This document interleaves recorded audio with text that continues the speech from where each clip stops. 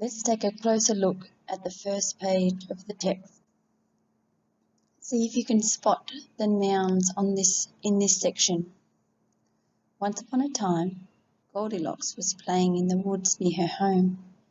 As she skipped along the pebbly path, her golden locks bouncing, Goldilocks suddenly stopped and sniffed the air.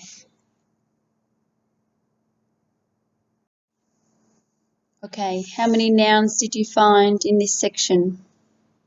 Time is a noun. Goldilocks is a proper noun, that's her name. Woods is the place where that she was playing. Home, that's the place where she lives. Path was the thing she was skipping along. Locks, they're talking about her hair. And air is the thing that they sniffed. Now the story is going to start from the beginning again. I want you to try and find as many nouns as you can. Pause the story so you can write them down as you go. Good luck.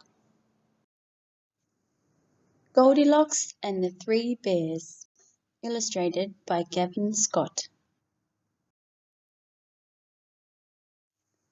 Goldilocks and the Three Bears, retold by Sarah Delmege, illustrated by Gavin Scott. Once upon a time, Goldilocks was playing in the woods near her home. As she skipped along the pebbly path, her golden locks bouncing, Goldilocks suddenly stopped and sniffed the air. A yummy smell was coming from the middle of the woods. Rumble, rumble. As her tummy grumbled loudly, Goldilocks followed the delicious smell. She soon found herself in front of a little house.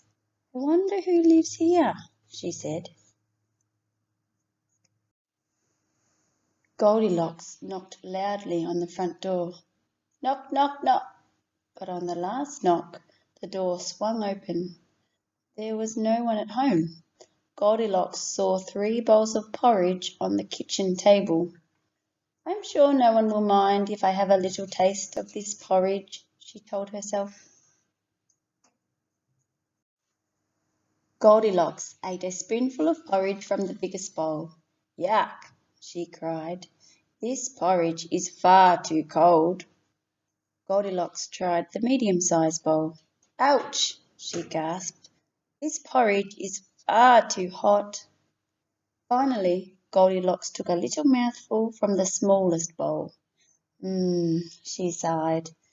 "This porridge is perfect," and she ate it all up. Then Goldilocks went into the living room for a rest. She saw a big chair, a medium-sized chair, and a tiny little chair. Goldilocks climbed onto the biggest chair. "This chair is too big," she said. Next, Goldilocks clambered onto the medium-sized chair. The cushions were very squashy. "This chair is too soft," she cried. Then Goldilocks tried the tiny chair. "This chair is perfect," beamed Goldilocks. She was just getting comfortable when, crack, the chair broke into pieces. "Oh no!" Goldilocks gasped. "Perhaps I should lie down instead." Upstairs, Goldilocks found a big bed, a medium-sized bed, and a tiny little bed. When she jumped on the big bed, it was too hard.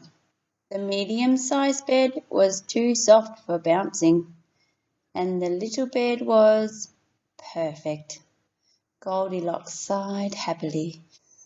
And the little girl crawled under the covers and fell fast asleep.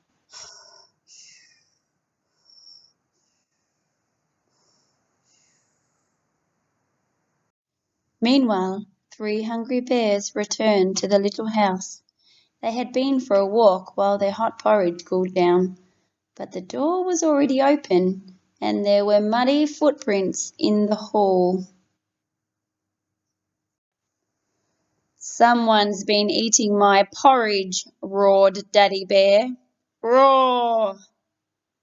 Someone's been eating my porridge too, growled Mummy Bear. Look, squeaked Baby Bear, my porridge has all gone. The three bears went into the living room.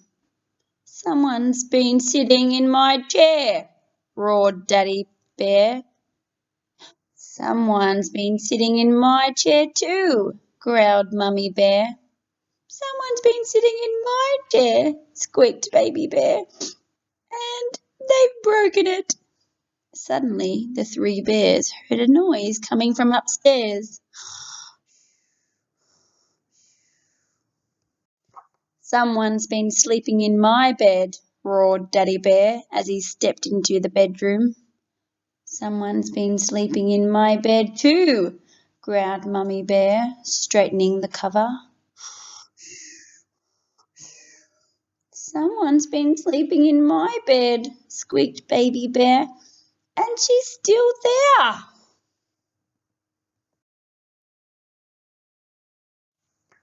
Goldilocks woke up with a start and screamed, "Ah!"